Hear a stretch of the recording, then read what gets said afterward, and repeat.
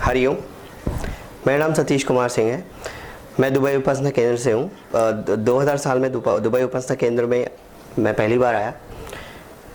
मैं आप लोगों के मैं वहाँ पे सिस्टम इंजीनियर के तौर पे काम करता हूँ। और पहली बार दुबई में मैं एक मंदिर में गया। वहाँ मुझे कुछ मित्र मिले और वो बापू के बारे में बात कर रहे थे और उपासना शुरू होने की बात कर रहे थे। तो मैं बोला ठीक है, मेरी भी उनसे पहचान हुई तो मैं बोला मैं आऊँगा। हमारी सोच जो है, मेरी सोच में काफ़ी छोटी सोच थी उस समय।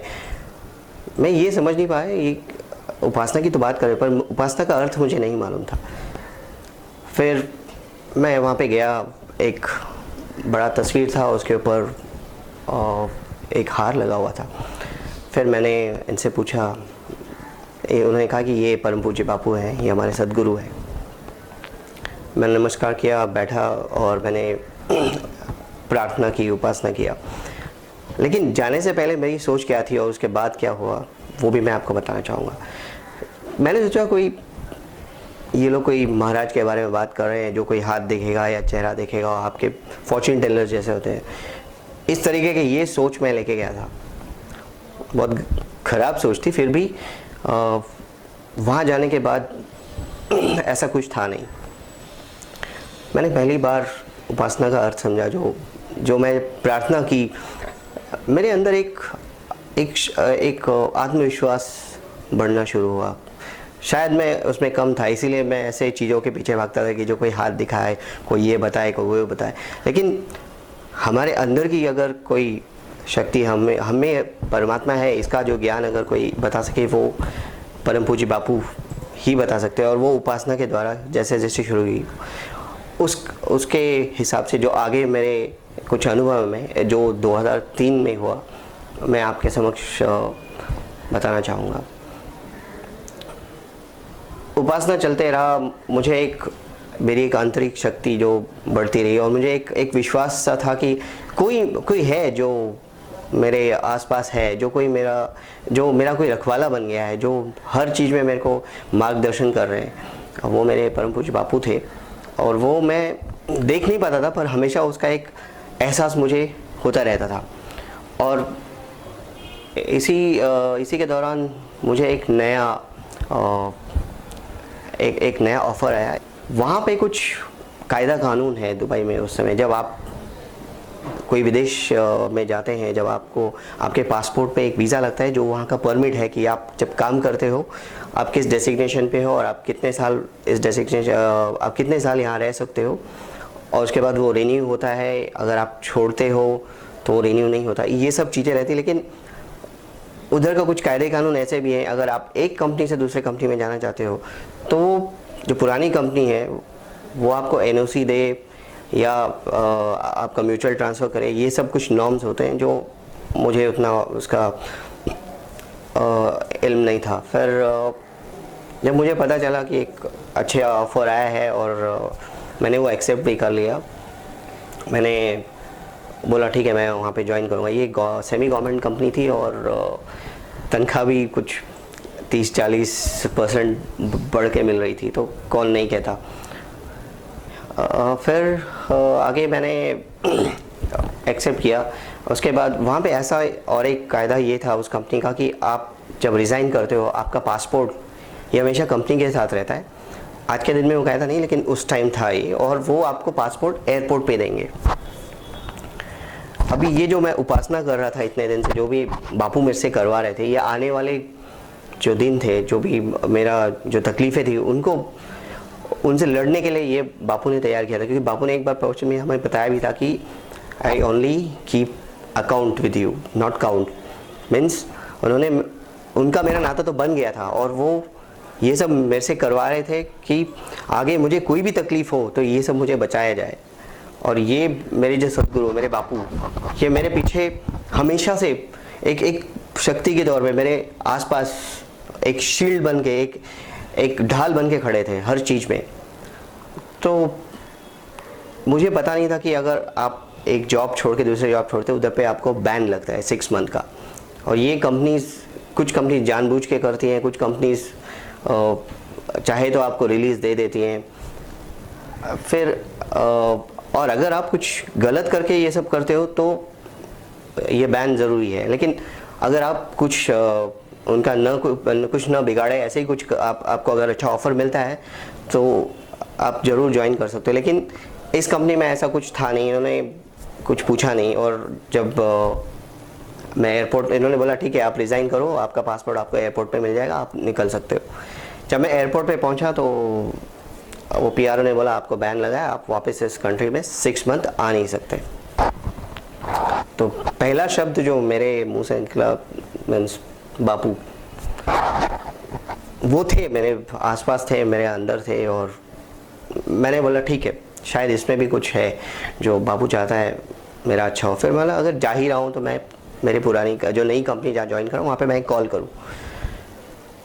मैंने वहाँ पे कॉल लगाया और पता नहीं कुछ एक अधूरी विश्वास ऐसे ही था कि कुछ बिगड़ने वाला नहीं है मेरा।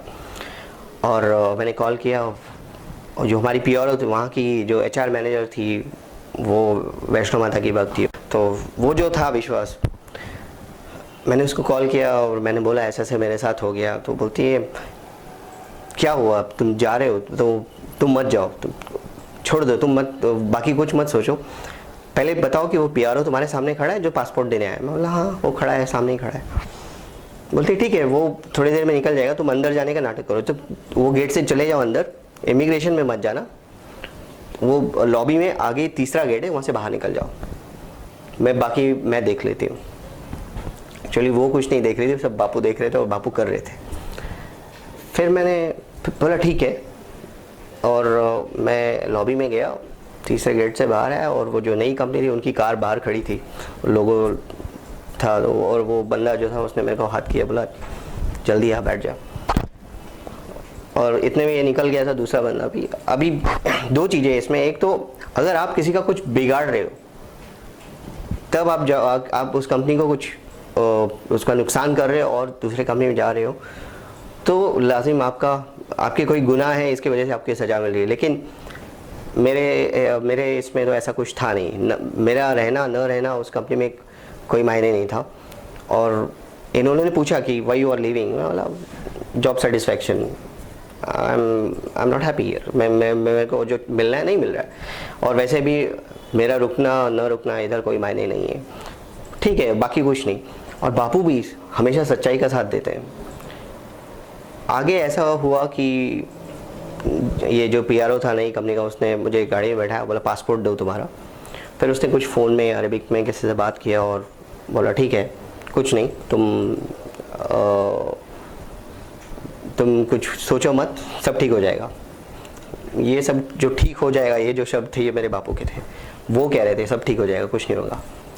उसके बाद उसने हमारी एचआर मैनेजर को फ़ोन किया और उसको बोला कि सतीश इधर है मेरे साथ, उसको ऑफिस लेके आओ। बोली नहीं उसको घर छोड़ दो, उसको बोलो कुछ नहीं सोचना, निश्चिंत रहे, सब कुछ ठीक हो जाएगा, तुम बस पासपोर्ट लेके ऑफिस आ जाओ। उसके बाद 6 महीने ना पासपोर्ट का था पता, ना वीज़ा का था पता, कुछ मालूम नहीं। और मैं सेमी गवर्नमेंट कंपनी में काम कर रहा हूँ, घूम रहा हूँ दुबई में, गाड़ी चला रहा हूँ, सब कुछ यार नॉर्मल, कुछ जैसे कुछ मेरा कुछ बिगड़ा ही नहीं। और ये होते होते 6 महीने बीत गए और मुझे मेरा रेगुलर वीज़ा और पासपोर्ट वो दोनों मिला हाथ में। और ये जो कंपनी थी ये मेरा कुछ भी बिगाड़ नहीं पाई, और जो नई कंपनी थी उसने मेरे को हायर कर लिया था और सब कुछ सही होते गया। अभी विदेश में ऐसा आपके पीछे क्यों होना चाहिए, या किसी के पीछे क्योंकि मेरे पीछे तो मेरे परम पूज्य बापू सदगुरु की कृपा हमेशा थी, है, रहेगी।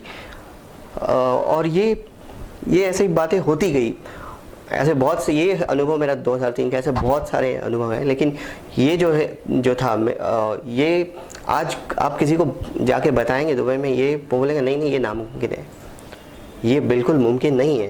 पर वो कायदा कानून के दायरे बापू को मालूम है, पर फिर भी जब मैंने अगर कुछ गलत नहीं किया तो मेरे साथ बापू भी मेरा गलत नहीं करेंगे।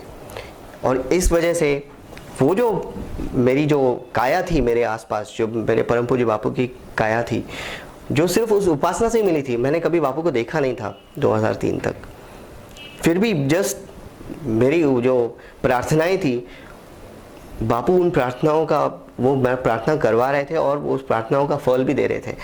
मैं बिना मांगे, मेरे को सब कुछ बापू ने दिया उस समय, बचाया, एक आंतरिक शक्ति दी ऐसे चीज़ों को झेलने के लिए। और ये बिल्कुल नामुमकिन चीज़ है, ये कोई विश्वास नहीं कर सकता, क्योंकि बापू परमपिता जगत पिता है। उन्हें ये जो बाउंड्रीज या आप बोलें कि ये जो हद, ये जो भी है, ये उनके लिए कोई मायने नहीं रखती। अगर आप सच्चे हो और अगर आपकी भक्ति सच्ची है तो बापू आपके साथ है। और इसके बाद मेरा जो भी है आगे जो ज़िंदगी बढ़ते गई, बापू हमेशा कुछ ना कुछ देते ही रहे आज तक। और मैं मेरे पास शब्द नहीं है, पर बापू ने फिर भी कहा कि अम्बद ने बोलो, श्री राम बोलो। और सच में मैं सच में बहुत बहुत अम्बद में हूँ, खूब खूब अम्बद ने बापू, कि मैं आज आपकी छत्र छाया में पल रहा हूँ। आपकी दया, दृष्टि, करुणा, कृपा ऐसी मुझ पर बनी रहे। हरि ओम।